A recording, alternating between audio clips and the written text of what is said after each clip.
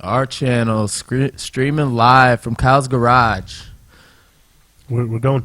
All right, so this is the R-Rated Radio, like my man Cruz said, out of Kyle's Garage, streaming live out of Elkhart, Indiana.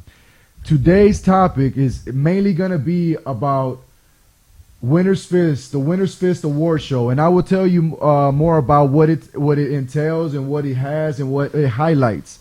But also, we're going to get into a little bit of trending issues and talk about a little bit of culture and things that have been going around. On Facebook, on social media, and it's just the world in general. But just for the sake of getting back to Facebook here, I wanna talk about the importance of Winner's Fist Long Live Local MMA Award Show. And like I was telling Cruz, what we're trying to highlight here is something that is not regularly highlighted from show to show, event to event, year through year. Right. Now, I know people that work ringside that have been working ringside for 20 years, man, and nobody even knows their name. You know, right. So Winner's Fist, the award ceremony is supposed to kind of highlight that, and kind of put a little bit of pride into the work that they're dedicated to. They have a lot. It's a passion, So they've been doing this for a long time. And like I said, we have many nominations from best announcer, best photographer, best ring girl. We take it all the way to the fighters as well. So this is to kind of highlight everybody 100%. On a whole show basis. Yeah, some of these guys, they've had more blood on them than some of the fighters. That's funny you say that because that's actually happened on the that fight when I fought Luke Falkersack and he split my forehead here. I remember Dave Hinkle from the commission saying, "Hey man, I had so much blood from from being right there in cage side." So yeah, it's a passionate sport, and it's a passionate these jobs that they all that work ringside. So this is just to kind of highlight them, and I have a couple of people calling in the show here shortly to kind of talk about that, and I'm gonna ask them a few questions about what they think Winner's Fist had, what kind of impact it had on MMA here locally. But as of right now, let's move on to trending issues. My phone's dead, brother. Oh, is it? My phone is dead. Let's talk about ISIS, man. ISIS is popping off everywhere. Dearborn, Michigan. Yeah, man. It's right here local. ISIS is worldwide, man. They're making an impact. Like, what the fuck is going on with these guys? Man? Like, what is pissing them off so bad? I don't know. I guess I just don't know enough about them. Maybe Trump. Maybe. Trump's pissing them off, bro. Yeah. Bringing them out of the woodwork. Yeah, let's talk about Trump, man. I didn't know we had that many. I just saw. I'm talking as referencing a picture I saw from Dearborn, Michigan. It was I don't know if it was like a funeral or line or whatever, but it was a bunch of cars with the black flag, man. I'm sure it was the ISIS flag, right? Yeah, my dad was telling me something about guys up in Michigan like being seen flying ISIS flags and shit out of their cars and whatnot, but.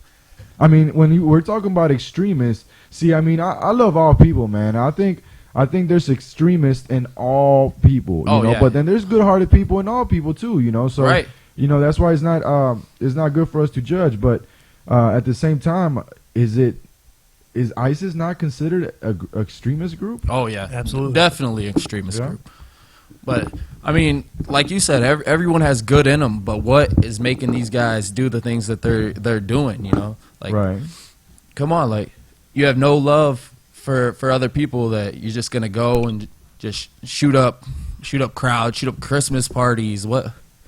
Come on. Well, tell me about that. I really didn't. All that at that Social Security, or was it Social Security or Family Social Service office in California? Yeah. It was a Christmas party going on, and some Muslim radicals. Am I correct? I believe so. Yeah. Walked in with assault rifles and whatnot, and just that was the one that was a couple weeks ago. Started mowing them down, but.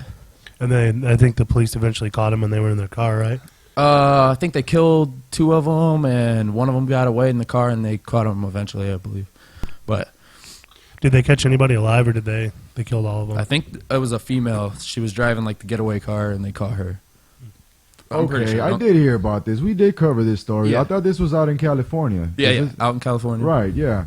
I mean, that just goes to show, man. I mean, you never know the people that we're next to, man. But they linked that the female, I guess, had like a Facebook account, like another Facebook account where she was like. And we have a caller here. So Oh, hey, we got a caller here from Michigan, Terry Vandervery, joining us. caller.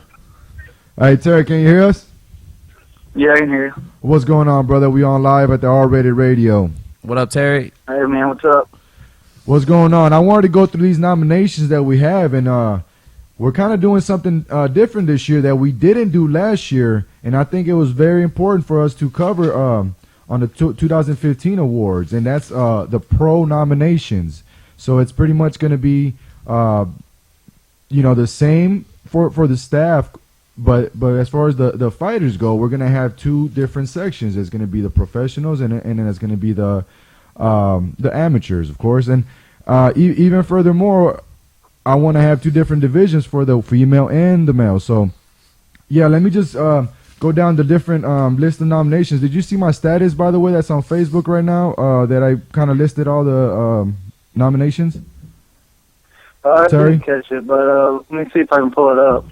Yeah, well, as you're pulling it up, I'm just gonna, kind of read some nominations here. Maybe you kind of remember of the activity that it generated when we brought them up last year. From nomination to nomination, it kind of raised different types of just kind of responses. I know Ring Girl was a good hot topic. A lot of people were voting for the announcer part. Promotion was definitely a real hot promotion. So hot that I believe that it was important to break down in three different sections.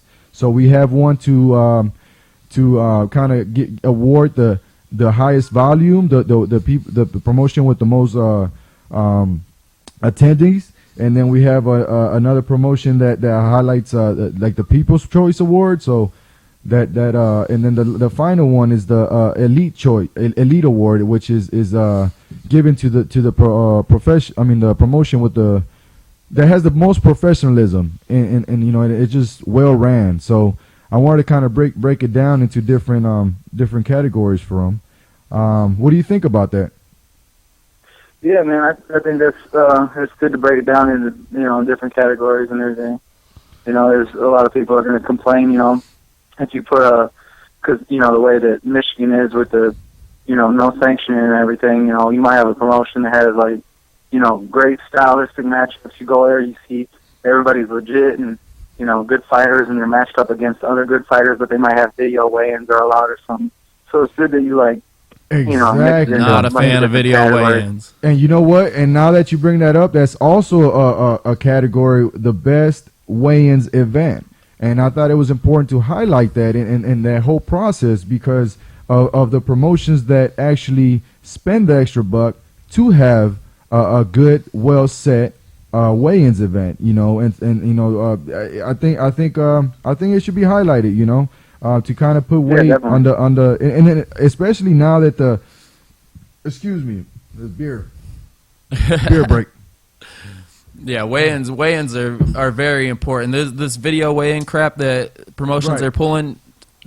Come on now. Right. It's too easy to cheat. Man. Yeah, we all know what you can do. I don't know how many shows I've with been a video to camera where the guy, there's two people that are clearly outmatched in weight, and nobody says shit because there was a video weigh-in. Yeah, right. I mean, and like I said, I think it's a good idea for us to highlight that. And let me keep going down.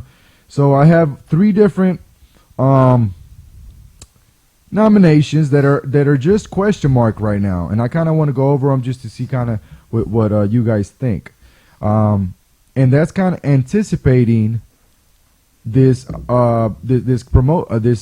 commission and not the commission, the whole sanctioning coming up for Michigan, February 16th. And that's by the way, everybody that's listening right now, these awards will be carried out for Indiana and Michigan. So it's two separate awards. But we will be covering both states. Right. But yeah, it's going to be two different separate awards. But anyhow, for Michigan, since it just got signed into law that it will be sanctioned, starting February 16th, I believe. So. I think it's right. February 16th. So with that being said, it's going to bring a lot of changes, and like the nominations I'm talking about that I'm anticipating is Best Commission, Best Event, and Best Manager. I think now that it comes to having, to get somebody sanctioned, man, that's taking care of a lot of stuff, and a lot of these guys, they will need help with these kinds of things. I think managers is a good thing that something that's going to be good for the sport here as sanctioning rolls in. I think it might be a possible nomination. I mean, what do you think, Terry? Do you think a lot of guys will take interest in managing fighters? Granted, I mean, if they can't get reciprocated for this and just compensated. I mean, it's tough to say because guys, now it's so hard to do because there's so many people around here, and the newer guys, they need somebody to look after them because there is so much stankiness that goes around here. Right. But I mean, once it cleans up, will people need managers? I mean, will people need that kind of stuff? I don't know. Well, let's talk about that. There'll be good and bad. I mean, with everything else. I was talking to Jeff Wagner earlier today, and we were kind of going over a few points. And, we were talking about how managing should be done or what entails managing. And we kind of went over, well, the image is one for sure. You want to build up your product, so to say. So, yeah, definitely pictures and posters, all that kind of type of advertising is definitely necessary for a fighter. Yeah. Excuse me. They were trying to go anywhere. Also, like Jeff brought up, he in the past he's had a good he's had good luck, and he's set I didn't mean to say luck, but he's had good, whatever you want to call it. He's been able to set up training sessions for certain fighters before their fights. So that's another good thing. When you have a fighter that you're managing, it's a good thing for you to put him in a good training camp before his fight. Right. And that may entail some sponsorship. So that's another thing. And that's one thing I think everybody needs to understand, that when people seek sponsorships, as a manager, you will keep 30%, I think it is, for administrative costs. So I mean, there's money to be made in this field. I think people just need to tap into it. But like I said, it will, if somebody really wants to take their career to the next level, I think all bases should be covered, and the fighter is focused. While he's focused on his training, I mean, he needs somebody to look out for him. You know what I mean? Other than that, I mean, he could just rely on Facebook and YouTube to get popular. But besides that, I don't see any other tool. I think managing is going to be the one. But I mean, what do you think? Well, I mean, a lot of these guys, they definitely need managers for.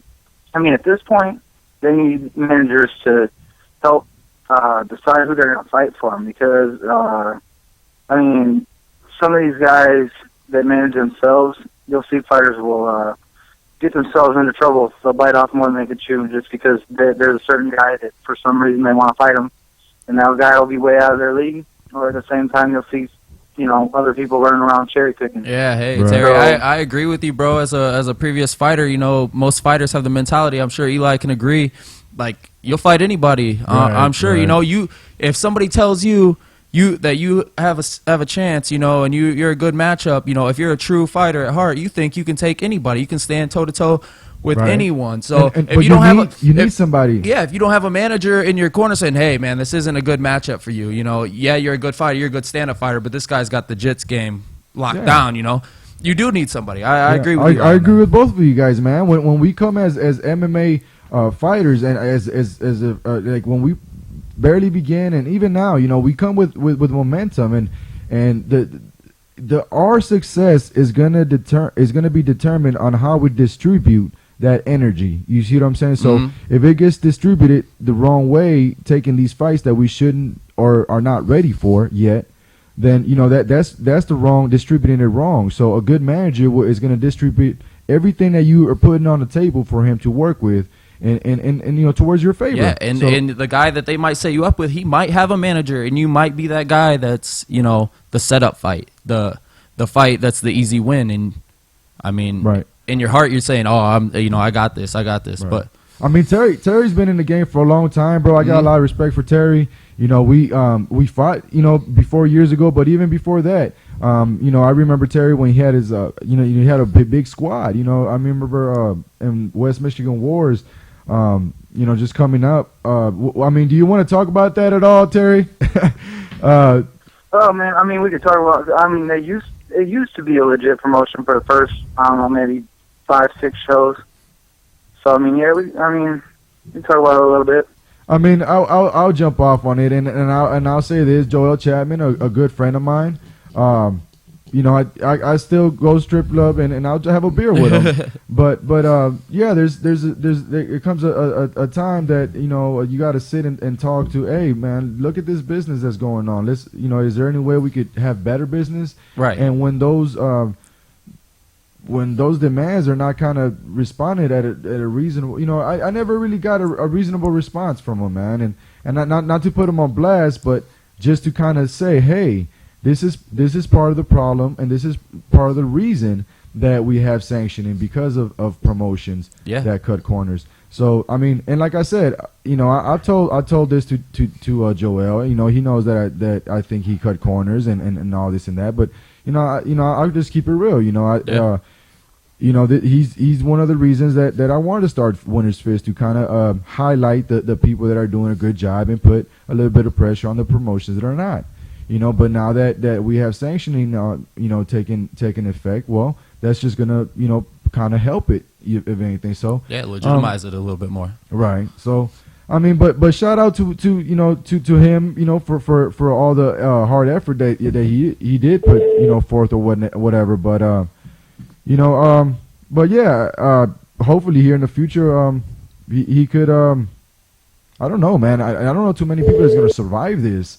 What do you think, Terry? You think there's going to be many promotions that are going to survive this, or what? No, not at all. Like a thing about him, he's like a prime example of this, of why sanctions need to come, because he does all this stuff, like he runs his own show, right? And this man, like, whether he'll admit it or whether people think or not, I don't know if I'm right, because I don't know how it goes, but I just can't see how I could be wrong about this. This man puts his shows together. He must make so much money off it, because if you think about it, he gets usually, like, and there are some exceptions. I've seen him, take different routes in shows, but usually this is the case. He'll get this cheap or free venue. He owns his own cage. He gets a volunteer staff. Mostly it's like he'll find a guy to referee that was volunteer that doesn't really have any business getting in there.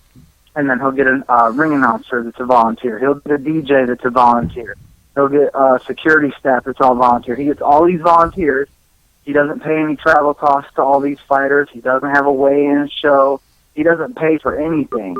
So this man is probably, if I did it this way, because I promote shows too, and I don't do that at all. If I did it this way, man, I would be making like $5-10 grand a show. So I can't see how he doesn't do the same thing. And it's like, oh, Joe's making money. Joe's making money, bro. Hey, by the way, shout out to Rumble FC. Shout out going January 30th. January 30th, yes, sir. Anything you want to talk about that card before I have another caller calling in here in a second. So anything you want to talk about, your promotion or shout out? Now's your time. We got, and all of my shows so far, they've been real small cards. The biggest, most amount of fights that I've ever had on a card was 10 fights. I like to keep it, every single fighter is a legit fighter. going against a legit fighter. There you go, they're going to come out in basketball shorts and then their little weak gloves, you know. They're going to come out and they're going to be legit. You know, the guys on my, like, first couple fights in are going to be fighting up against other guys that, you know, the matchup. They'll both have big records. Like, you'll see some of my, like, prelim fights will have guys that are main eventing other cards. So, you know, I've always took pride in that. Usually I'll have, like, the co-main event and main event will be title fights. This time, the whole main card of 4 fights is going to be like an 8-9 fight card. All 4 fights on the main card are going to be title fights. So, I mean...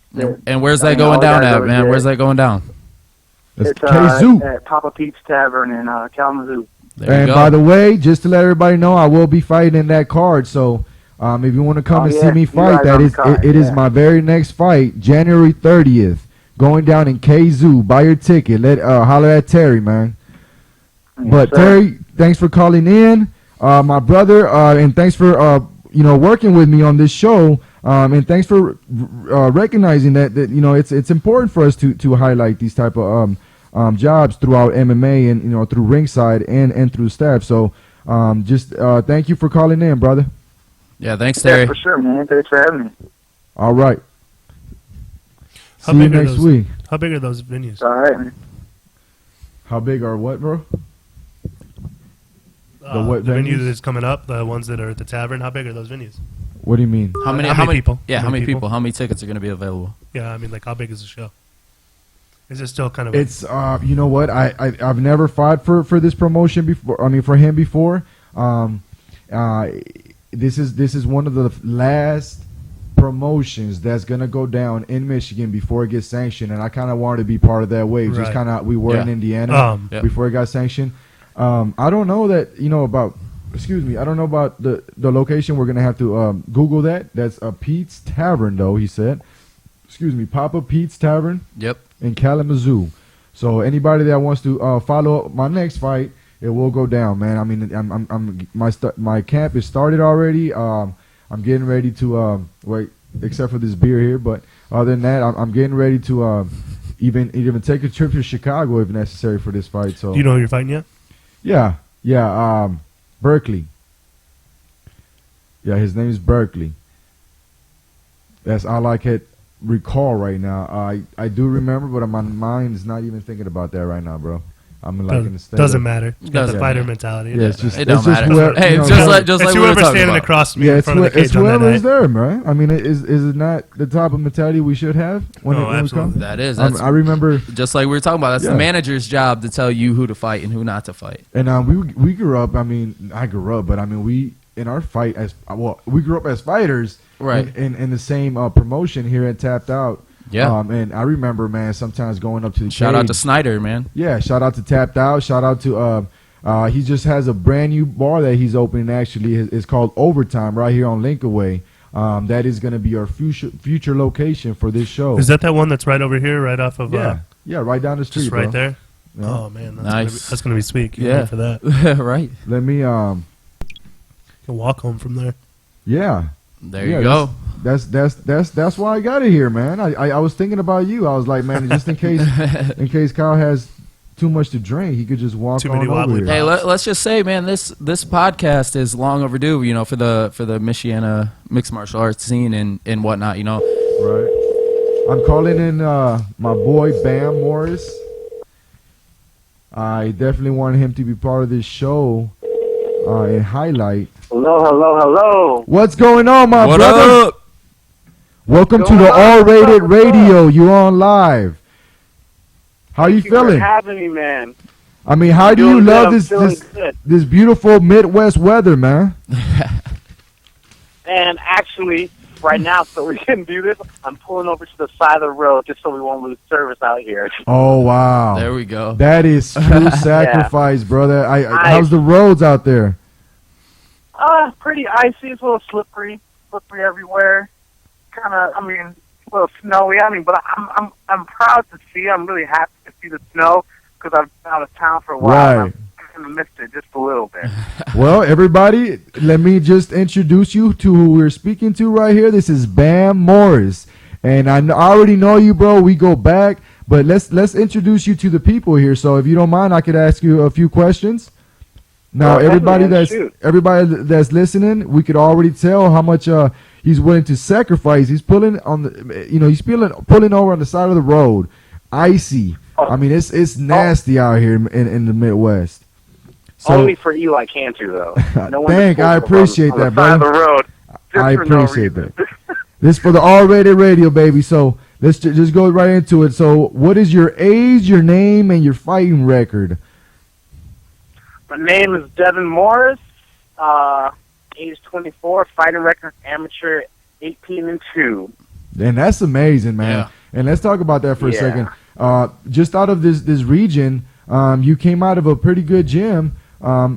That one of the first gyms that was around when I first started. Yeah. And that we'll go into that right now. Talk about your hometown and your initial gym and the kind of walk us through the gyms that you've been through and where you're at even now.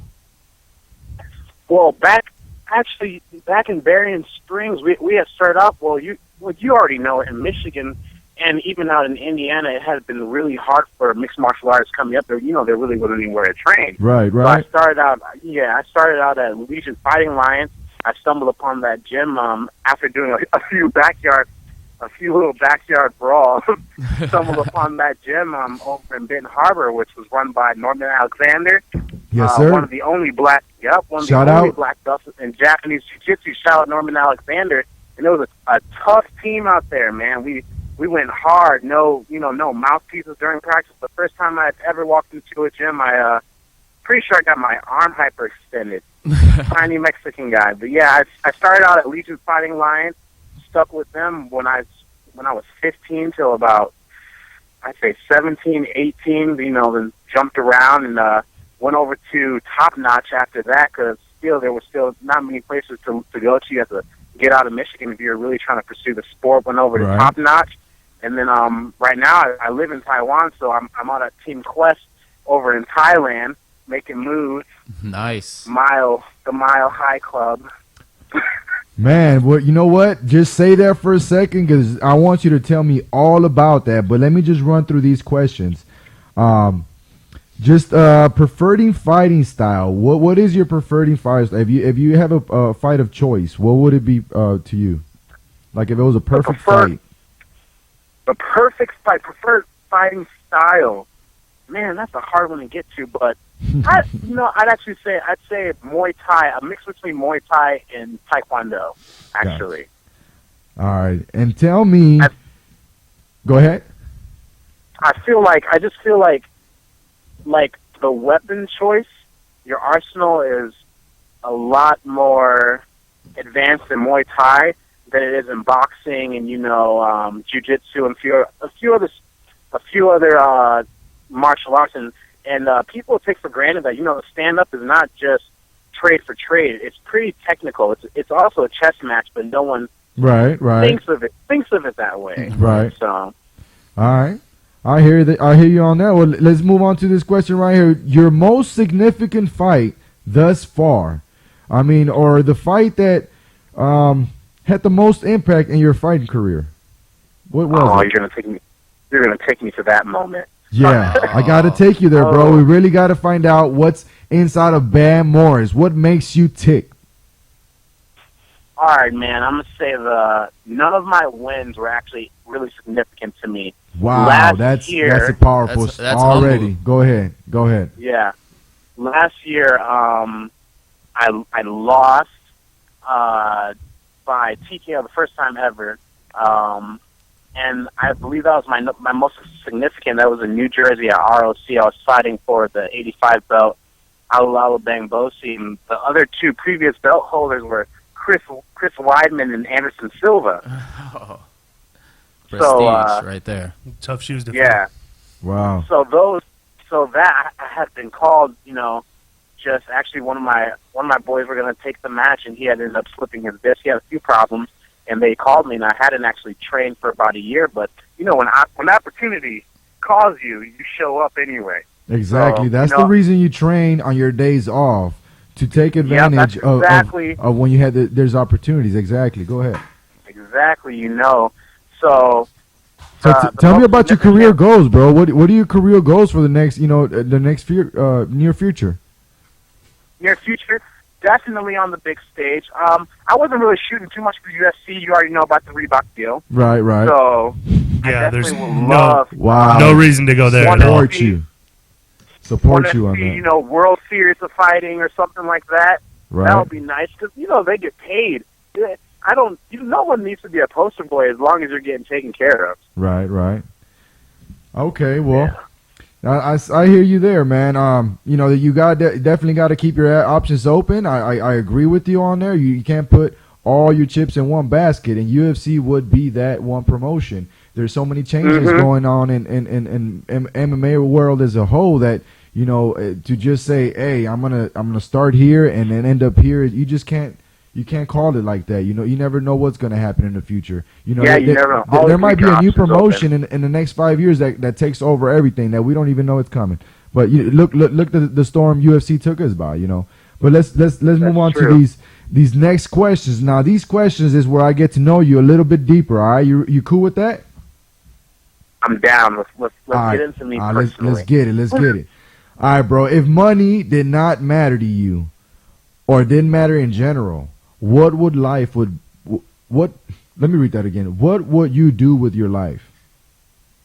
If money was not an option, I mean, if money was, it didn't matter. If it didn't matter to you or to your people around you, just in society as a whole, if money didn't matter, what would you do with your life?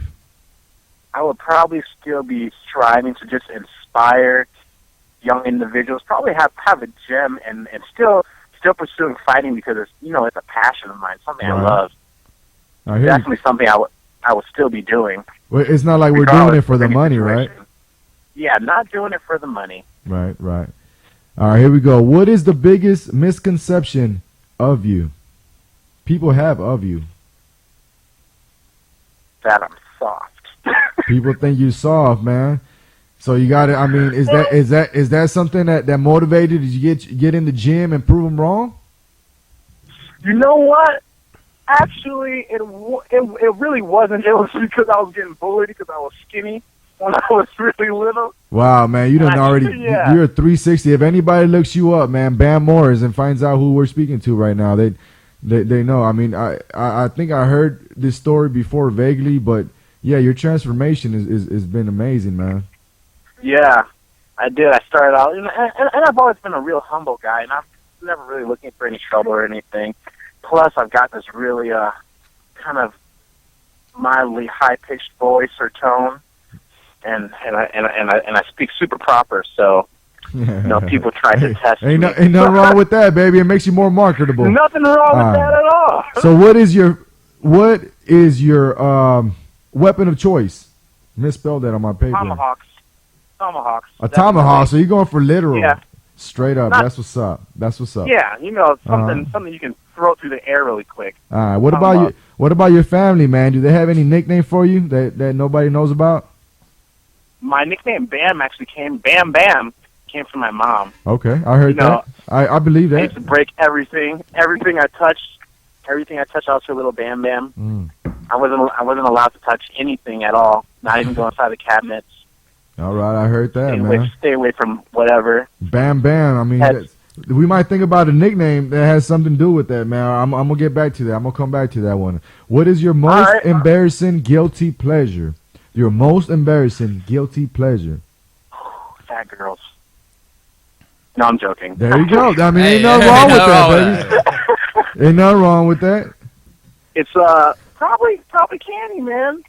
Yeah. Is it during while you couldn't wait? Oh my God.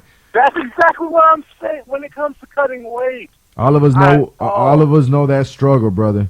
So, what is the last movie you saw? Crazy 8. Crazy 8. Tarantino.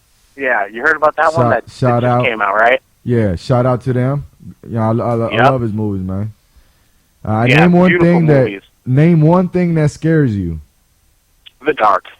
The dark. Honestly, yeah. I was one of those kids, when you have the pile of clothes over in the corner, and your mind turned it into some kind of warped animal inside the night, and still my shadow when it walks behind me, I still gotta check over my shoulder every time. Man, every time. That fear, I mean, there must be some type of feel for your the way you fight, because I mean, maybe you transform, maybe it helps you out. Yeah.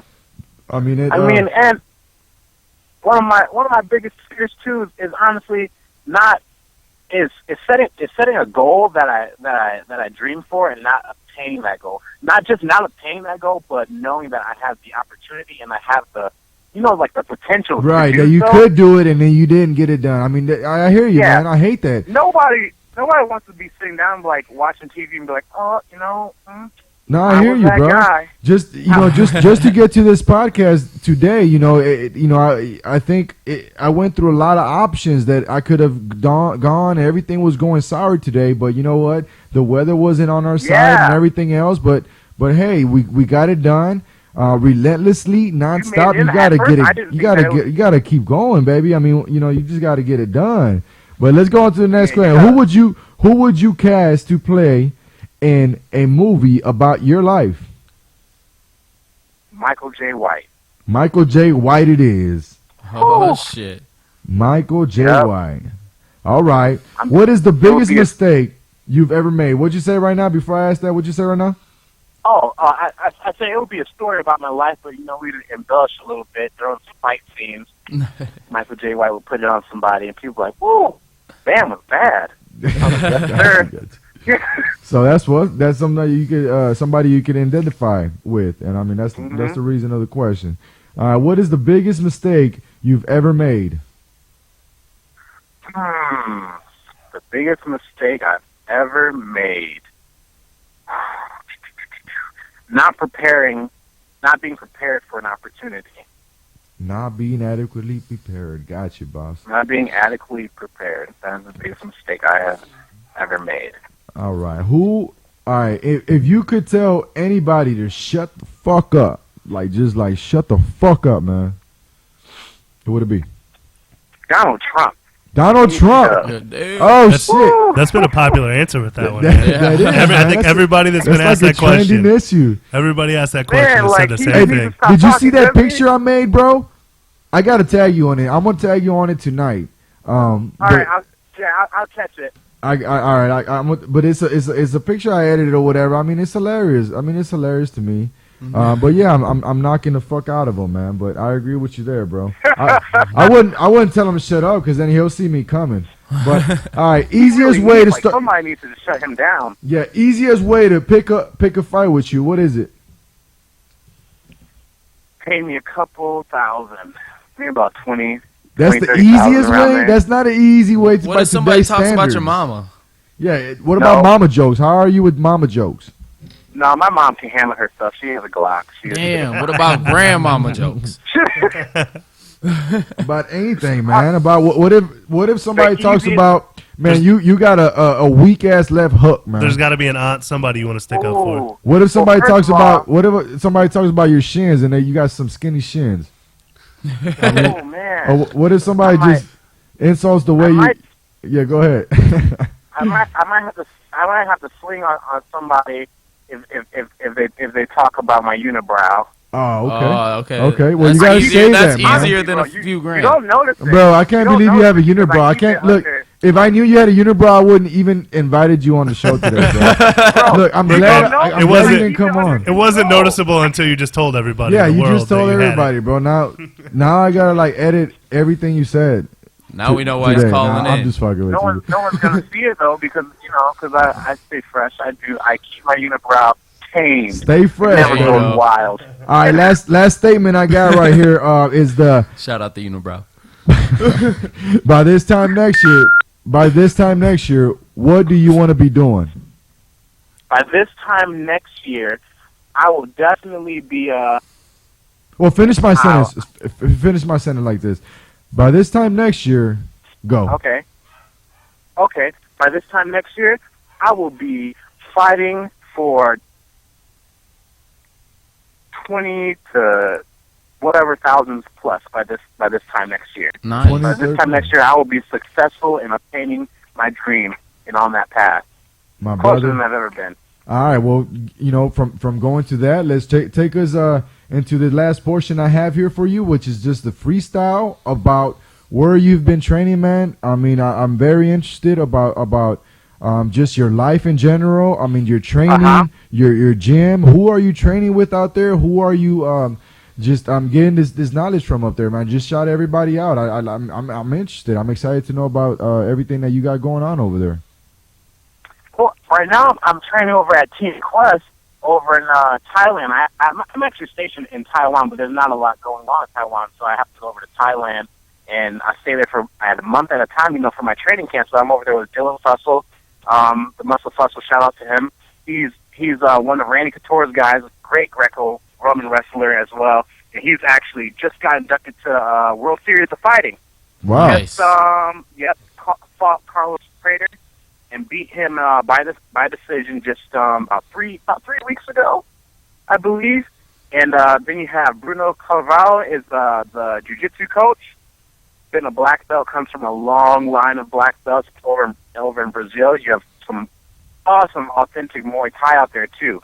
All the crews, like I've never, when you go to practice and people break things down to you, even in Muay Thai, learning in the States, like when I go over there are just simple things that you would never catch, and they break them down to you, and it just changes your game, and especially it changes your game when you're fighting and you're practicing with guys who do it because they need to put food on the table. Right. Not just put food on their table, they need to put food on their mom's table, their family's table, their little sister's table, and they've been doing it since they've been 9 years old.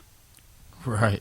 So Definitely it's no joke out there. They're killers. So when we're out there clinching, I've got one of my ribs broken, fractured my toe. So when we're out there training, it's a whole different mentality over there. It's straight business. So you're saying the fight game. Class. So you're saying the fight game isn't necessarily a fight game over there. It's not a hobby. It's more of a survival. That's what it is. Right. You're fighting to survive, and that totally changes the mentality of everything. So, and the training. Being a foreigner coming in, is it hard to train with those guys? You got to kind of earn their respect. Yeah. Do you understand what they're saying? Do they speak English? No, they don't. Oh my! How do you do it, bro? Do you have like a mobile app on your phone, like Ebonics? Do you just point a lot to things like this and that? We do a lot of pointing, and then you did something wrong because they'll just yell at you. That's all. You just get straight in your face. So that's all that happens. It's nonverbal communication. Yeah. So the communication is just violence. That's what it is. You get hit for everything. on my man Kyle's question, how did they accept you out there? How did they what? How did they accept you out there, like being a foreigner and like you say, and coming from a whole different lifestyle? Like from a whole different lifestyle. First of all, they assume you're going to be really lazy. Lazy would be the term. They assume you're going to be lazy. They will test you as soon as you get inside of the ring. Mm-hmm. If you go with one of the ties, be for sure that you are going to get kneed, elbows, kicked, and you're going to get tossed around. And then they're going to hand you around like a rag doll, like a toy. Right. Yeah. And you gotta stay in there. I'm telling you, these dudes are tiny too. You're the fresh meat. Fresh meat. Fresh meat for the pickings. Everybody wants a piece of you. So how long did that process last of you getting broken in, so to say? That process. I want to talk about the strip clubs. What do you mean? How long that lasts? They've been doing it for 8 years. These guys are like far beyond the game. So that happens every new camp you go to. You kind of get tested and pushed around a little bit. Yeah, you get tested all the time, even in practice. I was getting tested in practice, and after about two weeks, I was taking on a few people, and they're like, oh, bam, you're better. And then so the trainers were like, oh, he's better. So then the trainers will take off their gear and get inside the ring with you and try to humble you a little bit. Nice. And that's what happens. But my goal is to get throw one of them out of the ring one time, because that's what they'll do to you.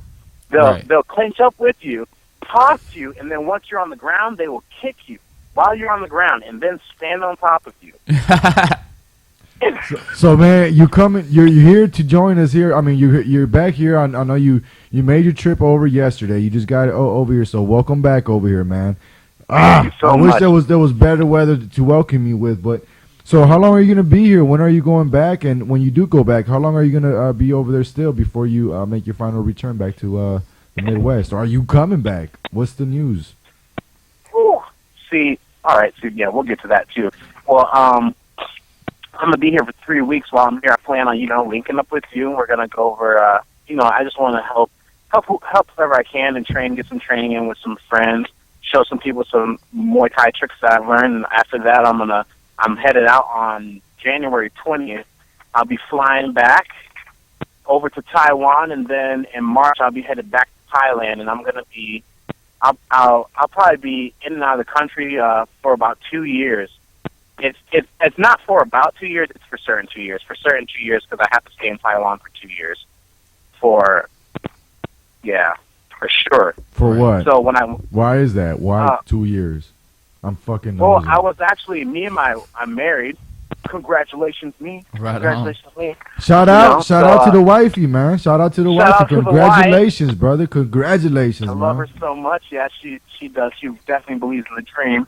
And that definitely, I'm glad you brought that up because I'm gonna cut a whole nother side of questions I had for you that didn't. Mm-hmm. It would not be good for the. Okay, glad I didn't bring those up. All right, let's go ahead. Go ahead. Continue. Proceed. She's definitely cool with that. But what you call it? So while I'm over there, right now we're helping teach English. To some the Chinese children out there. Dude, I love learning different languages. Word, so bro. That's what's up, man. Nice. Shout out. So you're not only practicing MMA. Here you go. I mean, this is the good stuff, man. This is what makes fighters more marketable when they're human. Right. They're down to earth people. Right. Man. That's what's up. We are not animals inside of a cage. We have definitely high intellect, and most. Well, we're animals, but we're disciplined animals. We're different. I'm a lion, man, but I'm a cool lion, man. I'm not the kind of lion that's gonna eat you. I'm gonna be cool with you, man. What's up, bro? Have a beer with you. Are you still rocking that long mane? Bro, with you, spar with you. What'd you say, bro? I said you still rocking that long hair. Oh man, you got to, man. I got to. I couldn't go without it. That's where my strength is, like from Samson, man. I'm like fucking Samson. It's in your hair. Yeah, it's in my hair. That's what's up. I just saw a profile. I think I saw a picture of you. Right, you got like a lion mane going across your beard line, but you don't. Yeah. No, that's you real. don't grow no hair. That's like how I that. wake up every day, bro. That's got real like a life. naked chin, though. I swear you got a naked chin. Bro, you got hair that is lines around your jawline and your face. You should see me how I wake up in the morning. Look, you know what? Tomorrow morning, anybody that's even caring about what we're talking about right now, log into my Facebook, and I will log into Bam Morris's Facebook. You're gonna see, and by the way, I mean that'll be your opportunity to get to know who we're talking about here, Bam Morris. But yeah, log into his Facebook wall, and I'm gonna post a picture of how I wake up every single morning. Every single morning, man. Propecia for lions. Roaring. Wake up and piss excellence, bro. But anyway, man, hey man, this is the we're gonna conclude the R-rated radio session for this evening. Thanks for joining us. Thanks for calling in, and this won't be the last time that you're here with us. But just salute to everything you've done so far, brother. And I'm just glad to work with you, bro. So thanks for calling man. in. And yeah, shout out. Any last minute shout outs you want to send out to Thailand? Your boys out there? Shout out to the guys in Thailand, especially Bruno. Haven't seen them out for a little while. Let me see, Piat. You got this guy Piat. You guys got to watch him. He's the small Thai guy. He's in the World Series fighting right now. He's definitely taking some names. He's like the Jose Aldo 2.0. Nice. Shout out to Eli Cantu. You guys, thanks for having me. Everyone, Southwest Michigan, Indiana, all my fight brothers. Man, everybody. I don't even know. To my mom, definitely my mom. Love my mom. Got shout out to her. My wife, shout out to her too. And I definitely hope I can be back on this show, man. And definitely, what's called? Before I leave, Eli, we definitely gotta get together. You're fighting, right? Yeah, I'm fighting. Yeah, you have a fight coming yeah, up. I got a fight. We gotta work some mids, brother. I'm gonna definitely be hitting you up here the next week. Yeah, I'll come out there. I'm about a situation. Shout out to my daughter Peyton. I have not seen her in a while. It is hard being a dad abroad, man. That's what's up. Yeah, man. That's what's up. Well, thanks for calling in, boss. Yeah, thanks, man. Thanks, bro. All right. Peace. Catch you later, man. Happy New Year, man. Later. So, guys, just to kind of conclude the show here, thanks for joining us. But as we conclude the show, I'm just gonna go over the way that we're gonna pretty much do this. So everybody that's listening and is listening in for the reason of or following the Winner's Fist award ceremony, what I'm gonna do now is now that I have posted all of the different I have posted all different kinds of different nominations on my wall. Now we're gonna take all those nominations and we're gonna feed them over to Facebook. Through Facebook, we're gonna be just kind of like having everybody participated. So, Bam, you with us? Yeah, I'm still here. So yeah, I saw that. Yeah, anybody like from now, like, so what I'm gonna do, I'm gonna post all these like the one I have here. Yeah. We're gonna share it among the local groups that we have, and then we're gonna generate all the nominations for this award show. So I'm definitely one of the most attractive fighters, so I should definitely be. You know, should that had been a nomination, bro? Attractive fighters, most marketable. Marketable. Okay. You know, I love new ideas. I love new ideas, and I love congratulating people. So the more people I can congratulate, the better. Right. So indeed, I'm definitely gonna give that some thought. That might be just a whole nother nominee there, but yeah, like I said, we're gonna generate all of the activity through Facebook. And we're gonna determine what our nominations are, and then come New Year's, on New Year's Day, just like we did last year, the exact same way. For everybody that's following us, that followed us last year, we're gonna do it the exact same way. So we're gonna generate all of our activity throughout this week, and come New Year's, we're gonna give off the winners. We're gonna post the polls up, and we're gonna get the winners for this well deserved winners for this year, 2015. So once again, thanks for joining us, everybody. Anybody, Kyle Forrester and Cruz Moore, thank you for being part of this show and helping Anytime, man. Any last minute thoughts? No, I think we covered it, man. Yeah, we got it. All right, Bam. All right, you guys. All right, man. Yeah, man. Hey, keep grinding, brother. Be safe, man. Make it home. Hit me up when you're. Oh, are you still on the side of the road? Yeah. Oh shit, man. Fuck, are you freezing? Hey man, just go home already, bro. My bad for keeping you out, man. We out. Turn this off, man. All right.